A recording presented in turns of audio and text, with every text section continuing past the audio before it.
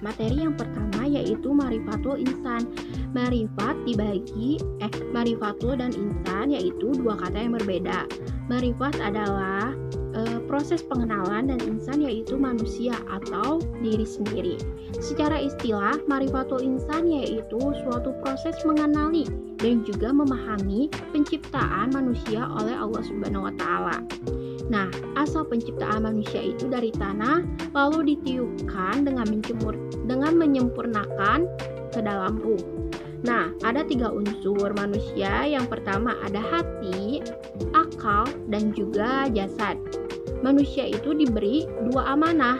Amanah yang pertama yaitu amanah ibadah, dan yang kedua ada amanah khalafah atau kepemimpinan di muka bumi. Apabila manusia mengerjakan kebaikan, maka akan mendapatkan balasannya.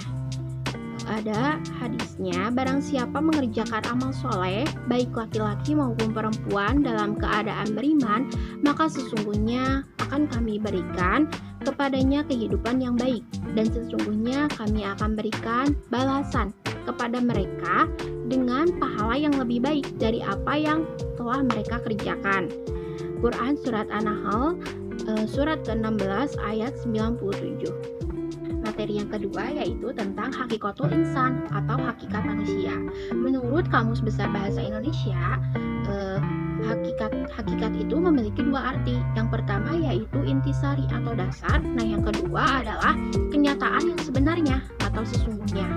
Jadi manusia itu diberi hakikat untuk bisa melakukan perilaku yang baik, mau itu kepada diri sendiri maupun orang lain. Manusia juga diberi keistimewaan, diberinya hakikat antara lain. Yang pertama yaitu ditundukkan alam kepadanya. Yang kedua mukhalaf atau dibebani tanggung jawab, diberikan tanggung jawab. Nah, yang ketiga yaitu untuk beribadah. Yang keempat khilafah, yaitu menegakkan hak dan keadilan di muka bumi. Nah, yang terakhir bebas memilih.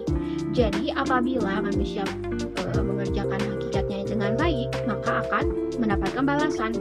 Karena manusia adalah makhluk yang maziyun atau mendapatkan balasan amal yang telah dia lakukan. Jika dia beriman dan berbuat kebajikan, maka akan mendapatkan surga. Begitupun sebaliknya. Jika dia tidak beriman atau ingkar, maka akan mendapatkan neraka. Nah, yang ketiga yaitu takotul insan atau potensi manusia. Jadi, potensi manusia ini meliputi potensi jasmani atau fisik, rohani atau spiritual, dan yang ketiga ada akal. Ketiga potensi ini akan memberikan kemampuan kepada manusia untuk menentukan dan memilih jalan hidupnya sendiri, mau itu memilih jalan benar maupun jalan yang salah. Nah, potensi manusia itu menurut pandangan Islam adalah suatu anugerah yang Allah berikan kepada kita karena Allah telah menciptakan manusia dengan bentuk yang sangat amat sempurna dari makhluk lainnya. Potensi manusia yaitu meliputi potensi pendengaran, penglihatan, dan juga potensi hati. Nah, Allah memberikan potensi kepada manusia sebagai ladang ibadah.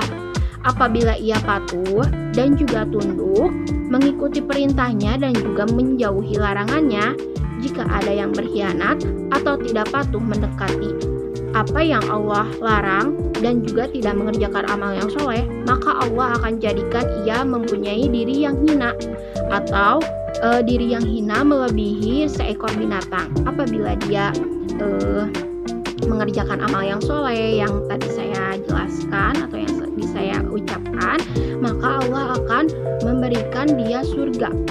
Maka kita sepatutnya harus berbuat amal yang soleh dan menjauhi larangannya.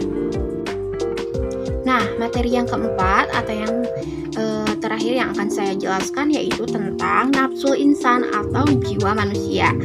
Nafsu insan mempunyai 2 kata, yaitu nafsu dan juga insan. Nafsu berarti seperti sebuah perasaan atau kekuatan emosional yang besar yang berada di dalam diri manusia. Nah, sedangkan insan sendiri yaitu manusia atau diri kita sendiri.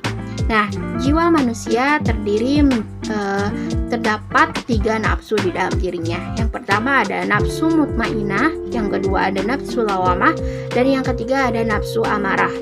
Nah, nafsu mutmainah adalah jiwa yang telah mendapatkan ketenangan dan telah sanggup menerima cahaya kebenaran dari Sang Ilahi.